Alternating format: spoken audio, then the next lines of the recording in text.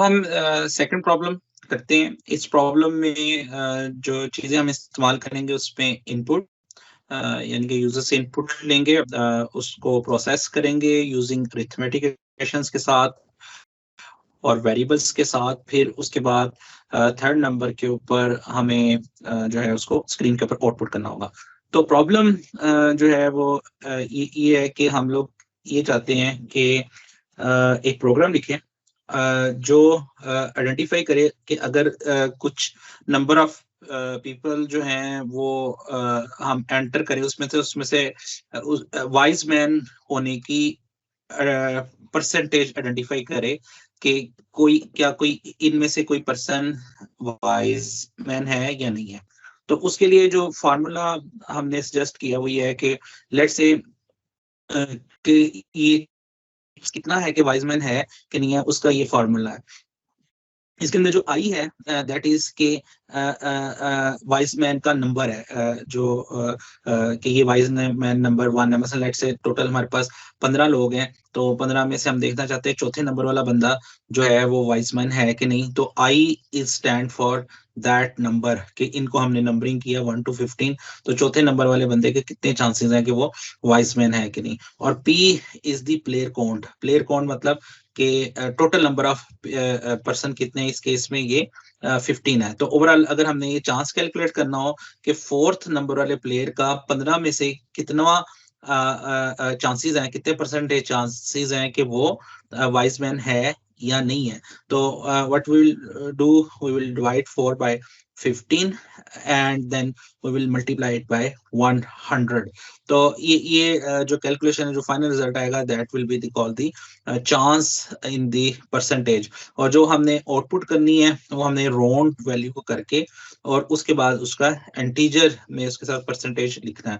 अगर क्विकली देखें तो इसका एक टेस्ट केस ये है कि अगर यूजर 3 एंटर करता है कि वो कहता है बताओ 3 नंबर वाला वाइस मैन है या नहीं है, तो और लेट्स से 15 प्लेयर हैं, तो ये जो फॉर्मूला कैलकुलेट होगा 3/15 और मल्टीप्लाई बाय 100। तो इसका जो आंसर आएगा ये फाइनली कैलकुलेट होकर 20% आता है। तो हमारे पास जो चांसेस है 3 नंबर के वाइज मैन होने के वो 20% है। इसी तरह दूसरा टेस्ट केस है जिसमें 2 और 5 है, तो इसमें 2/5 मल्टीप्लाई बाय 100, इस तरह हम उसकी परसेंटेज कैलकुलेट करेंगे, दैट विल बी 40। और तीसरा टेस्ट केस 1/8 है। तो these are the different test cases जो आप चलाकर देख सकते हैं कि क्या वाकई आपका प्रोग्राम ठीक काम कर रहा है कि नहीं कर रहा। तो अगेन वही सजेशन है कि आप वीडियो को पॉज करें और उसके बाद देखें कि क्या आप इसका सोल्यूशन कर सकते हैं। बहुत इंपॉर्टेंट है कि आप खुद से सोचें। एक दफा आप कोड लिखेंगे, कोई मसला नहीं, कोई एरर्स आए, इट्स ओके, लेकिन उसके बाद फिर आप मेरी ये वाली वीडियो कंप्लीट देखें ताकि आपको पता चले कि हम किस तरह इसको प्रोसेस करते हैं। अच्छा जी, आई होप कि आपने वीडियो स्टॉप करके कोड लिखा होगा। अब देखें इसका सबसे पहले थिंकिंग प्रोसेस क्या है। तो ये देखें, अगर अभी तो इसमें देयर आर 2 पार्ट्स ना। एक ये है कि हमने आपको अभी बता दिया बड़ा कैटेगोरिकली ये इनपुट है और ये आउटपुट आनी चाहिए, यानी कि इसमें हम जो यूजर से पूछेंगे 2 वैल्यूज पूछेंगे, उसे कहेंगे एंटर वाइजमैन काउंट, वाइजमैन का नंबर बताएं, दैट इज दी 3, उसमें वो 3 बता रहा है। और फिर एंटर प्लेयर काउंट यानी कि टोटल कितने प्लेयर्स हैं हमारे पास, दैट इज 15। ये दो चीजें हम यूजर से इनपुट कर रहे हैं। तो सबसे पहले तो हम जब भी प्रोग्राम लिखते हैं तो उसमें से हम ये आइडेंटिफाई करते हैं कि कितनी इनपुट्स होंगी, और फिर उसके बाद इसके ऊपर कोई प्रोसेसिंग हो रही है, इस इनपुट के ऊपर कुछ प्रोसेस हो रहा है और प्रोसेसिंग का फार्मूला ये गिवन है। और इसमें जो ये वाली वैल्यू है इसको अगर हम आई में रखेंगे और इसको पी में रखेंगे तो फिर हम इस फॉर्मूला से इसे कैलकुलेट कर सकते हैं। ये प्रोसेस करेंगे और फिर इसके बाद अब जो भी रिजल्ट आएगा उसको हम किसी वेरिएबल में पुट कर सकते हैं और फिर उसको स्क्रीन के ऊपर आउटपुट कर सकते हैं। तो ये जो 20% है ये आउटपुट आ रही है। तो अब हम अभी हमें नजर आ रहा है कि हमें 2 चीजें यूजर से इनपुट करनी पड़ेंगी और उसके ऊपर ये वाली प्रोसेसिंग लगाकर फिर हमें उसके ऊपर आउटपुट करनी पड़ेगी। तो इस चीज को हम कोड लिखते हैं और कोड लिखने के लिए मैं एक नई फाइल बना लेता हूँ, इसका नाम मैं रख लेता हूँ task02.py, और इसमें हम सबसे पहले यूजर को मैसेज देते हैं, इनपुट एंटर वाइजमैन काउंट, और जो यूजर वैल्यू एंटर करेगा, हमने इसके ऊपर मैथमेटिकल ऑपरेशन परफॉर्म करने हैं, तो ये बात आपने याद रखनी है, जब भी हम मैथमेटिकल ऑपरेशन परफॉर्म करते हैं then you have to convert it into the integers. तो अभी हम इसको इंटीजर में कन्वर्ट कर लेते हैं, क्योंकि ये इंटीजर वैल्यू 1 2 3 ही कोई यूजर एंटर करेगा, और इसको हम आई में वेरिएबल में स्टोर करा लेते हैं कि ये वाइजमैन का काउंट है। अब वो वाइजमैन का काउंट है वो इंटीजर में कन्वर्ट होकर आ जाएगा, पी में हम स्टोर करा लेते हैं इंटीजर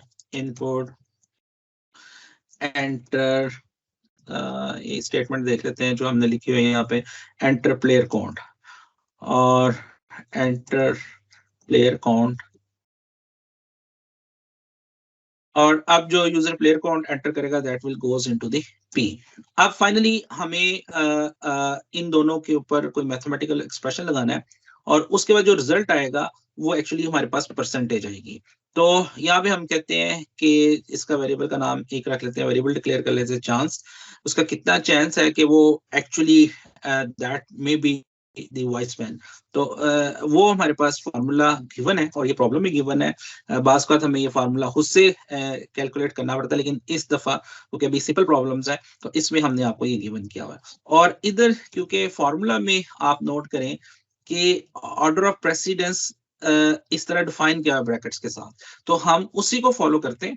और वैसे भी अगर हम ये ना लिखेंगे तो यू नो के डिवीजन का जो है वो प्रेसिडेंस ऑर्डर पहले आना चाहिए। बहरहाल आप उसका ब्रैकेट लगाने से वैसे फार्मूला ज्यादा रीडेबल होता है, और ये चांस में ये वैल्यू आ जाएगी। अच्छा, एक्चुअली अब हमें जो आउटपुट में एक रिक्वायरमेंट थी वो ये थी कि यहाँ पे हमें इंटीजर वैल्यू में परसेंटेज करनी है। लाइक अगर हम 2 को 5 से डिवाइड करते हैं तो या 3 को 15 से करते हैं तो इट इज पॉसिबल कि वो परसेंटेज में आंसर आ जाए।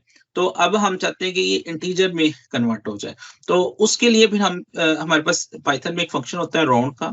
इस तरह आपको जब भी रिक्वायरमेंट हो you can find the functions, और you can search the Google के इस स्पेसिफिक काम के लिए मुझे कौन सा फंक्शन है, तो यूजुअली पाइथन आपको इस तरह के फंक्शंस प्रोवाइड करता है। तो हम कहते हैं राउंड कर दो 0 डेसिमल पॉइंट तक, तो इस तरह हम इसको पास करते हैं, और उसके बाद जो आंसर आता है वो मैं उसको स्टोर कर लेता हूँ फाइनल परसेंटेज में, और ये फाइनल के नाम का एक वेरिएबल डिक्लेयर कर दिया। अच्छा, ये समटाइम कुछ लोगों को इतराज होता है कि आप ये सेपरेट लाइंस में अलग अलग वेरिएबल्स बना के क्यों डिक्लेयर करते हैं। You can do it in simple way, यहाँ पे आप राउंड लिख दें, और ये जो फंक्शन से रिजल्ट आए उसी का जो आउटपुट डायरेक्ट इस वेरिएबल में चला जाएगा। तो पहले आपने 100 पे डिवाइड किया और वो किया, उसका ठीक है, आप ऐसे लिख सकते हैं, it is totally okay, and may be in sometimes it is good practice.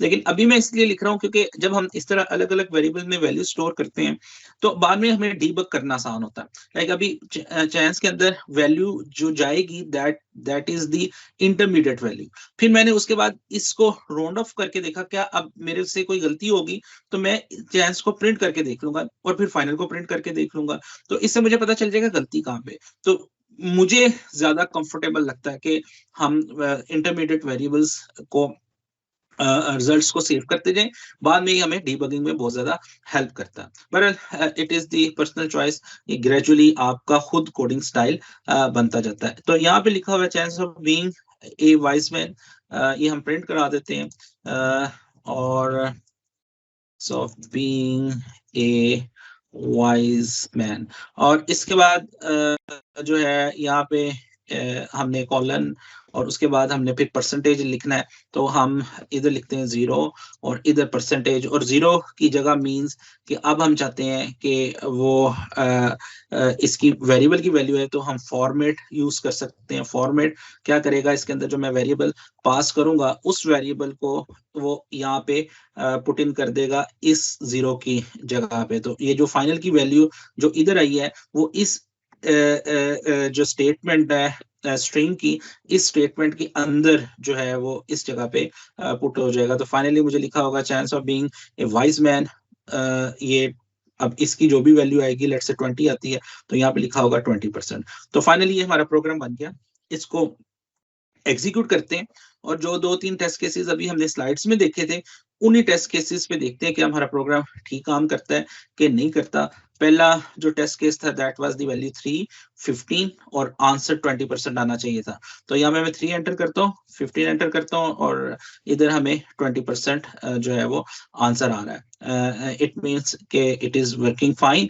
अब मुझे इसको दोबारा एग्जीक्यूट करते हैं, और यहाँ पे देखते हैं 2, 5, 40% आंसर आना चाहिए। मैं 2 एंटर करता हूँ, 5 करता हूँ, तो 40% आंसर आ रहा है। तो इस तरह हम जो अभी हमने एक सिंपल प्रोग्राम लिखा जो इनपुट ले रहा है, यहाँ पे ये इनपुट ले रहा है, यहाँ पे ये इंटरमीडिएट प्रोसेसिंग कर रहा है, और ये उस प्रोसेसिंग रिजल्ट को स्क्रीन के ऊपर कर रहा है। तो it is called the IPO, input processing and output cycle. Usually जितने कंप्यूटर के प्रोग्राम्स होते हैं, उनका बेसिक पर्पस यही होता है।